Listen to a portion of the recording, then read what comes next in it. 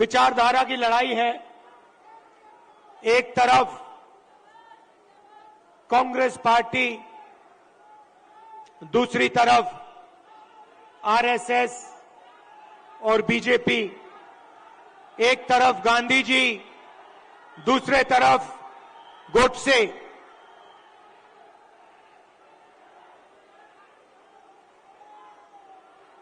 ये भैया इनको दिखाई नहीं दे रहा है। भैया प्रेस वाले थोड़े नीचे हो जाएं तो लोगों को दिखे।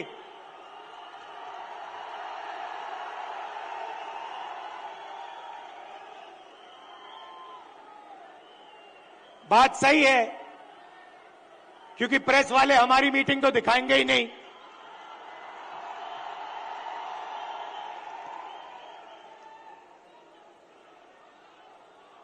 तो एक तरफ गांधी जी, दूसरी तरफ गोडसे, एक तरफ नफरत और हिंसा, अहंकार, और दूसरी तरफ मोहब्बत, आदर, भाईचारा। अब देखिए, जहां भी ये जाते हैं नफरत फैलाते हैं,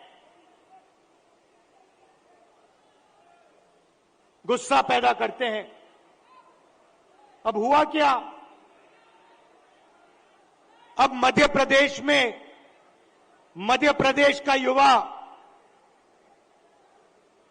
मध्य प्रदेश का किसान इनसे नफरत करने लग गया है।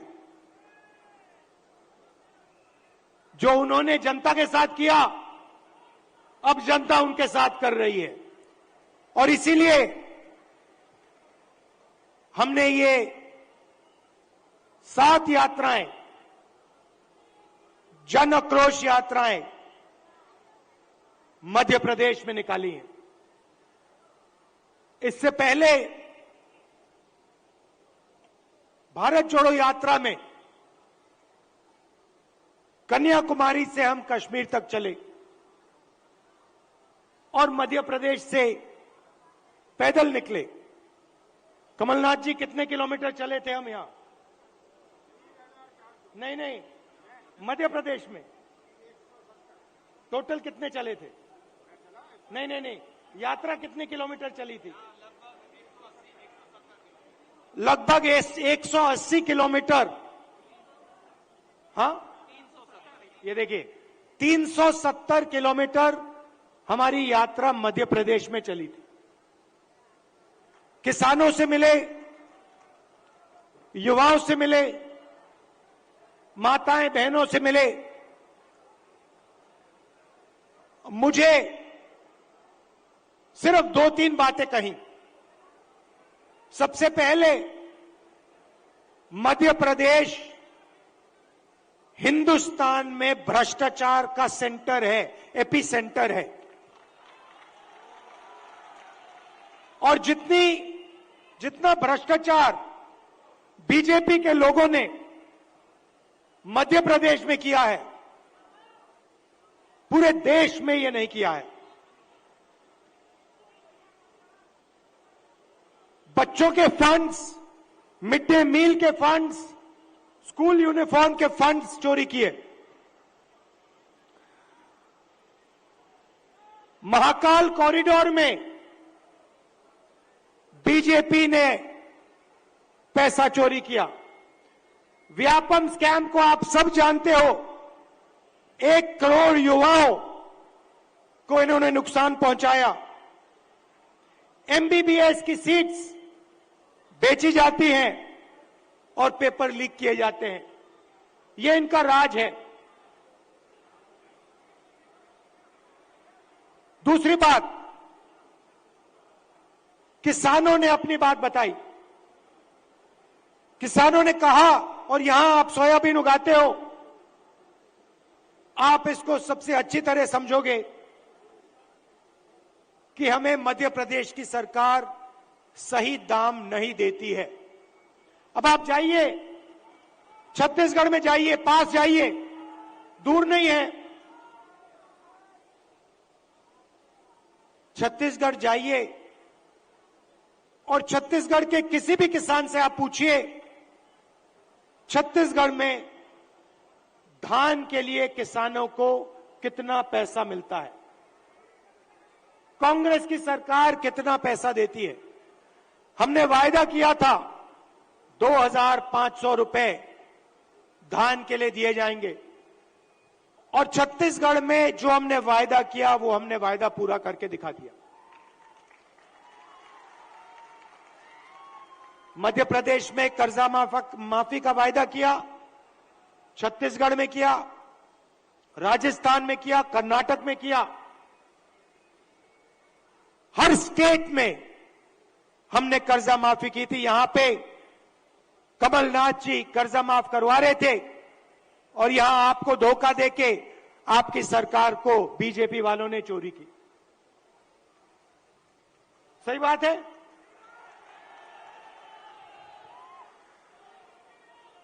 भाई और बहनों, 18,000 किसानों ने यहां पे पिछले 18 साल आत्महत्या की है। 3 किसान हर रोज मध्य प्रदेश में मरते हैं। ये इनकी सरकार है। क्यों? क्योंकि ये चुने हुए लोगों के लिए काम करते हैं। पहली बार हिंदुस्तान की हिस्ट्री में पहली बार किसान टैक्स दे रहा है। इन्होंने जीएसटी लागू की और 5 कानून लाए, काले कानून, किसानों को दबाने के, खत्म करने के कानून। हिंदुस्तान के सारे किसान इनके खिलाफ खड़े हो गए। नरेंद्र मोदी जी कहते हैं किसानों के फायदे के लिए मैं ये कानून, काले कानून लाया हूं। अगर किसानों के फायदे के लिए कानून लाए तो किसान सड़क पे क्यों उतरे हैं?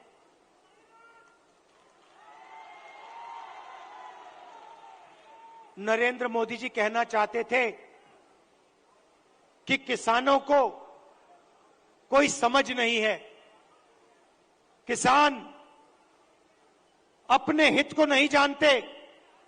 नरेंद्र मोदी कहना चाहते थे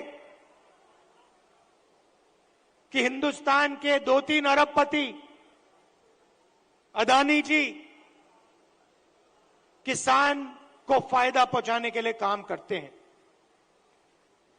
भाइयों और बहनों, आप कर्नाटक जाइए, राजस्थान जाइए, छत्तीसगढ़ जाइए, हिमाचल जाइए।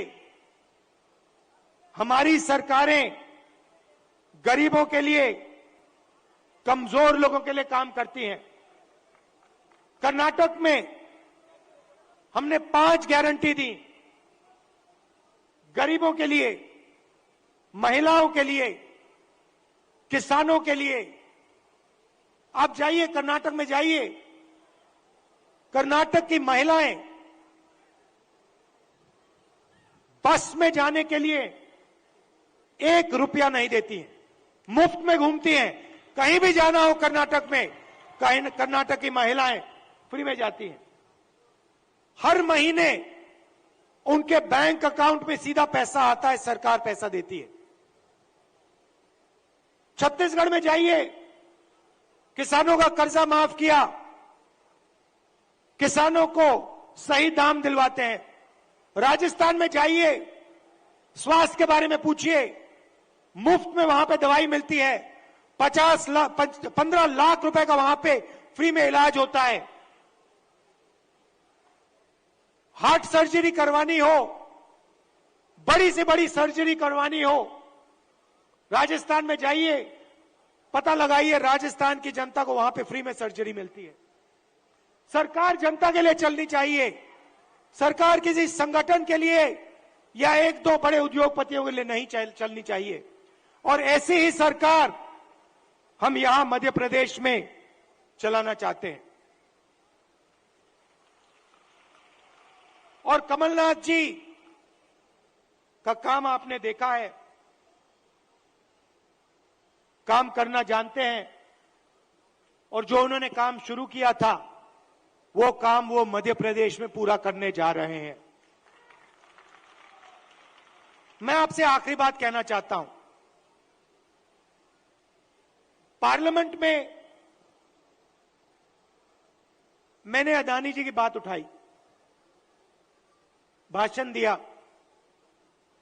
जैसे ही मैंने अपना पार्लियामेंट में अदानी जी का भाषण दिया, वैसे ही बीजेपी ने मेरी लोकसभा की जो सदस्यता है उसे रद्द कर दी, खत्म कर दी।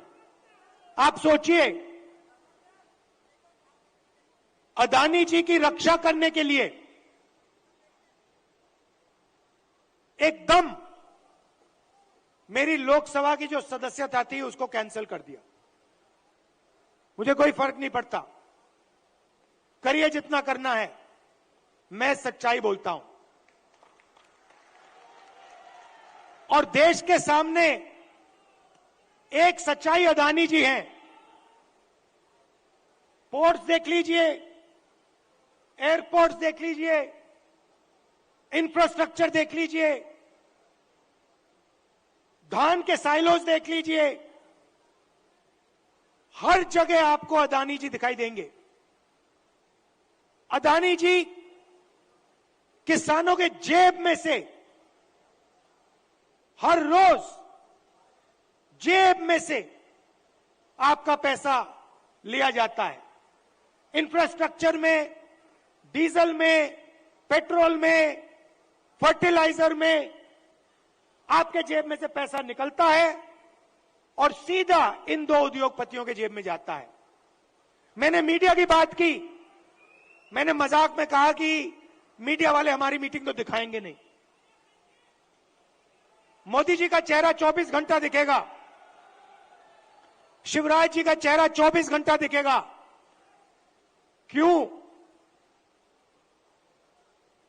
क्योंकि इनका रिमोट कंट्रोल अदानी जी के हाथ में है। देखिए, ये मुस्कुरा रहे हैं, प्रेस वाले मुस्कुरा रहे हैं, इनके बेचारे की गलती नहीं है, ये रिपोर्टर है, इनकी गलती नहीं है, ये सच्चाई जानते हैं। रिमोट कंट्रोल पीछे से कंट्रोल दबता है। एक और सच्चाई है, और वो सच्चाई शायद अदानी जी से भी बड़ी सच्चाई है। कुछ दिन पहले बीजेपी ने महिला आरक्षण की बात की। महिला आरक्षण में हमने एक सवाल उठाया, कांग्रेस पार्टी ने उठाया, बीजेपी ने कोई जवाब नहीं दिया। हमने दो चीजें कही। हमने पहले कहा, देखिए ये महिला आरक्षण जो आप कर रहे हो ये अच्छा है, इसको करना चाहिए, मगर इसमें आपने दो छोटी सी लाइनें लिख रखी हैं। सबसे पहले इन लाइनों को आप मिटाइए। लाइन क्या थी? एक लाइन थी कि महिला आरक्षण से पहले सर्वे करने की जरूरत है, और दूसरी लाइन, महिला आरक्षण करने से पहले हमें जो डीनोटिफिकेशन होता है उसको करना है। इससे क्या होगा? इससे महिला आरक्षण 10 साल बाद होगा, आज नहीं होगा। तो हमने कहा पहले ये दो लाइनों को आप बदलिए, और उसके बाद हमने और भी गहरी चीज कही और सवाल पूछा कि महिला आरक्षण में ओबीसी आरक्षण क्यों नहीं है?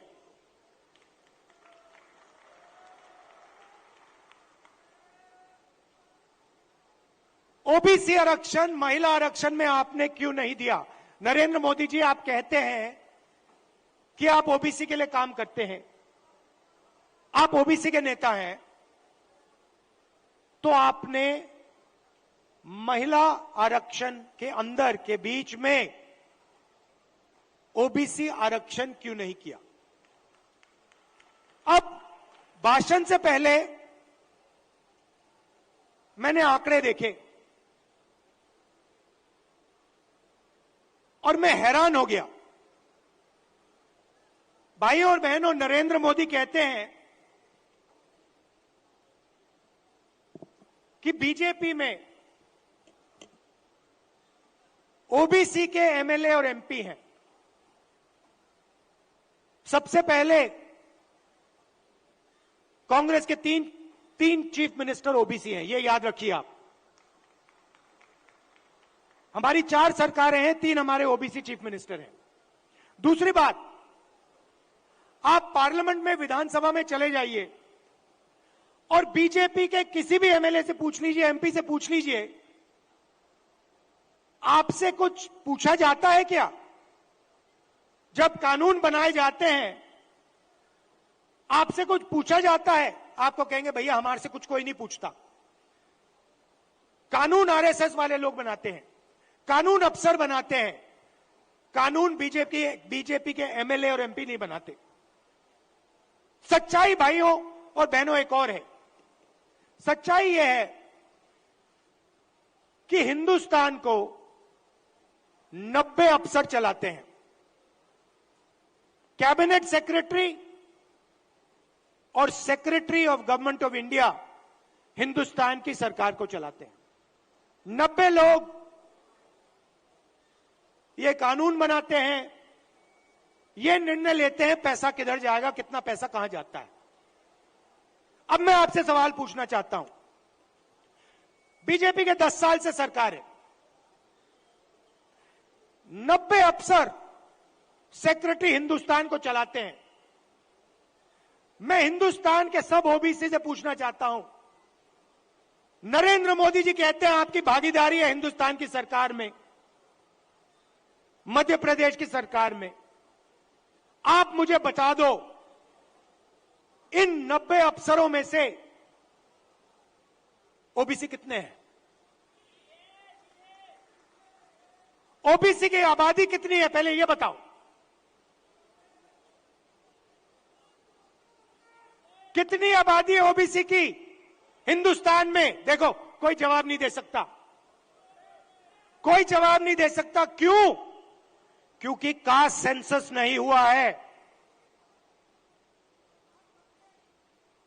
भाइयों और बहनों, लगभग ओबीसी भाइयों की, बहनों की 50% आबादी है हिंदुस्तान में। बात समझिए, आबादी 50% है और 90 में से 3 अफसर ओबीसी के हैं। और एक और मजेदार बात बताता हूं, 2 साल पहले आप देखते, 3 साल पहले आप देखते तो हिंदुस्तान की सरकार में, नरेंद्र मोदी जी की सरकार में 90 में से 0 अफसर ओबीसी से थे। यह देश की सच्चाई है। नरेंद्र मोदी जी ओबीसी के लिए, दलितों के लिए, आदिवासियों के लिए काम नहीं करते हैं। आपका ध्यान इधर उधर करते हैं। दूसरा सवाल आपसे पूछता हूं, हिंदुस्तान की सरकार का बजट लाखों करोड़ रुपए का बजट है। मैं आपसे पूछता हूं, ये जो 3 ओबीसी अफसर हैं, इनकी भागीदारी कितनी है? ये बजट पे कितने रुपए पर निर्णय लेते हैं, मुझे बता दो। मैं आपको बताता हूं, तकरीबन 45 लाख करोड़ रुपए का बजट है। आप मुझे बताओ, ओबीसी अफसर कितने रुपए पर निर्णय लेते हैं, मुझे बता दो। नरेंद्र मोदी जी की ओबीसी की सरकार है, सब शांत, किसी को नहीं मालूम। क्यों? ये आपको नहीं बताना चाहते हैं, आपकी सच्चाई आपको नहीं बताना चाहते। सच्चाई भाइयों और बहनों ये है कि हिंदुस्तान के पूरे बजट में 5% की भागीदारी ओबीसी के अफसरों के हाथ में है। ओबीसी अफसर 3 हैं 90 में से, और 5% बजट को कंट्रोल करते हैं। यह है नरेंद्र मोदी जी का काम। नरेंद्र मोदी जी ओबीसी की सरकार नहीं चलाते हैं। नरेंद्र मोदी जी का काम जो आरएसएस ने उनको दिया है, आपका ध्यान इधर उधर करने का है, नफरत फैलाने का है, हिंसा फैलाने का है। अगर सचमुच में नरेंद्र मोदी जी ओबीसी के लिए काम करते थे तो 90 में से 3 अफसर ओबीसी के कैसे हैं? 3-4 साल पहले एक भी अफसर नहीं था ओबीसी का। हिंदुस्तान को तो ये चलाते हैं। शिक्षा में कितना पैसा जाएगा, स्वास्थ्य में कितना पैसा जाएगा, नरेगा कैसे बनेगा, भोजन का अधिकार कैसे डिजाइन होगा, ये तो इन 90 अफसर निर्णय लेते हैं। भाई और बहनों, ओबीसी की सरकार नहीं है। और देखिए, जैसे ही मैं ये बात कहता हूं, आप नोट करना, आज मैंने यहां खुले में यह बात बोली है, ये सारे के सारे टीवी कैमरा बंद हो जाएंगे।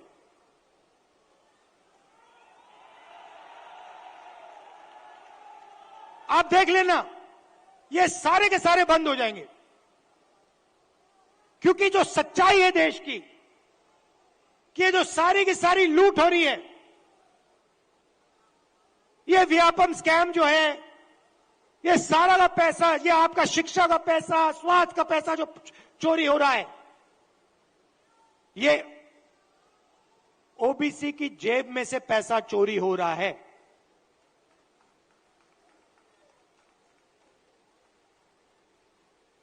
ये मैं आपसे कहना चाहता था, इसको आप मत भूलिए। सबसे जरूरी चीज, जैसे कमलनाथ जी को चोट लगी, आपको चोट लगी, सुना है, लगी ना? कमलनाथ जी यात्रा में निकले, रथ के कोने पे खड़े थे, बहुत भारी भीड़ थी, धक्का लगा, घुटने में चोट लगी। कमलनाथ जी जैसे ही आप अस्पताल गए, पहला काम क्या हुआ? डॉक्टर ने पहला काम क्या किया? बताइए।